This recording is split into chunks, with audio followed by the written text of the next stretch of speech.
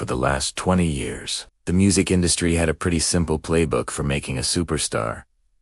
Polished production, a perfectly crafted image, and a sound practically engineered for pop radio. But now, in 2025, the biggest stars on the planet are ripping that playbook to shreds. They're covered in tattoos, singing about addiction and finding God, and they're mashing up country, rock, and hip-hop in a way the industry never saw coming. Pop music didn't see the end coming. This is the story of how country music came for the pop star's crown. It's 2025, and the entire music industry's center of gravity has shifted. It's Nashville.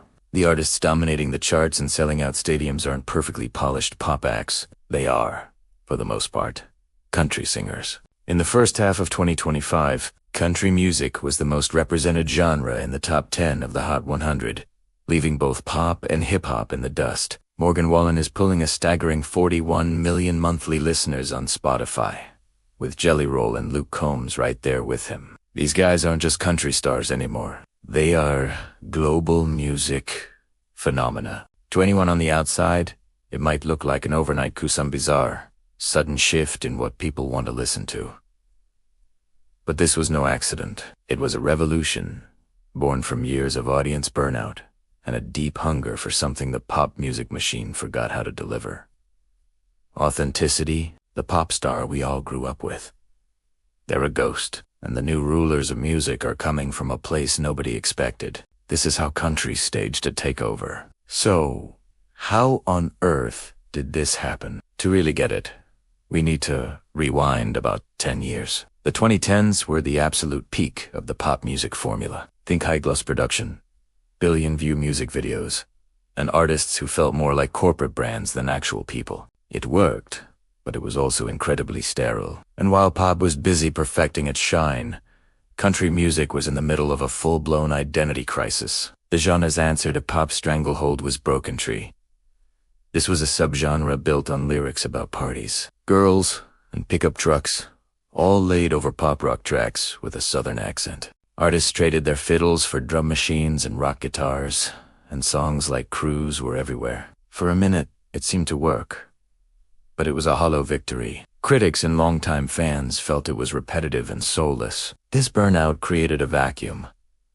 Listeners were craving something real. They found it on the fringes, on platforms way outside the mainstream. Artists like Tyler Childers and Zach Bryan kicked off a folk revival, grabbing listeners with a sound that was raw, stripped down, and brutally personal. Zach Bryan especially became a sensation while he was still in the Navy, building a massive fan base from home-recorded videos. There was no slick marketing campaign, no big label push, just a guitar, and a story. This virus success was proof that there was a massive, underserved audience for authenticity. The stage was set for a new kind of star. The first artist to truly smash the door down was Morgan Wallen. He had the swagger of the Broken Tree days, but he backed it up with a lyrical depth that spoke to fans of traditional country. His music blended country themes with the arena rock energy of bands like The Killers and the trap snares of hip-hop. An album like Asterisk, One Thing at a Time, Asterisk wasn't just a country record. It was a playlist of modern American music. He wasn't just playing the game.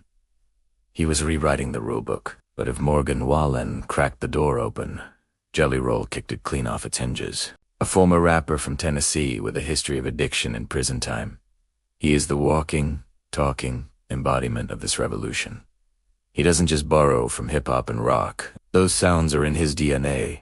He showed up in Nashville not as a country singer, but as a fusion artist who found a home in country's tradition of storytelling. His music is raw, painful, and in the end, incredibly hopeful. This outlaw story of struggle and redemption connected with a huge audience that felt completely ignored by the polished perfection of pop. His success, winning both Best New Pop Artist and Best New Country Artist at the 2024 iHeartRadio Music Awards, was a massive signal. Authenticity was now the main event.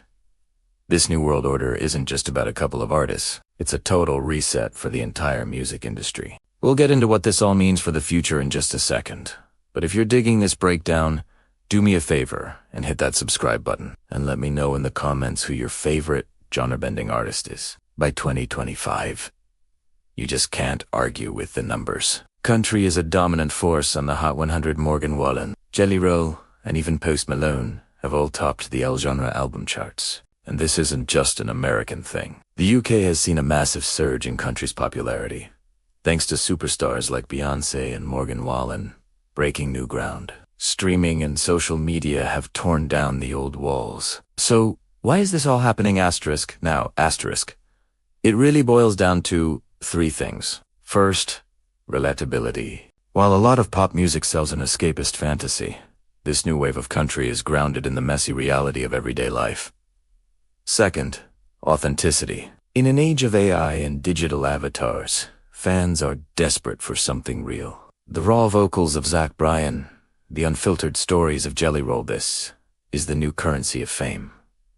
And third, genre fusion. This new sound is a musical melting pot. It combines the storytelling of country, the swagger of hip-hop, and the punch of rock, opening up the genre to a mass audience. When you step back, it's clear that country music didn't just find a bigger audience. It completely redefined what it means to be a pop star today. The very word pop, short for popular, no longer belongs exclusively to that slick, factory-made sound.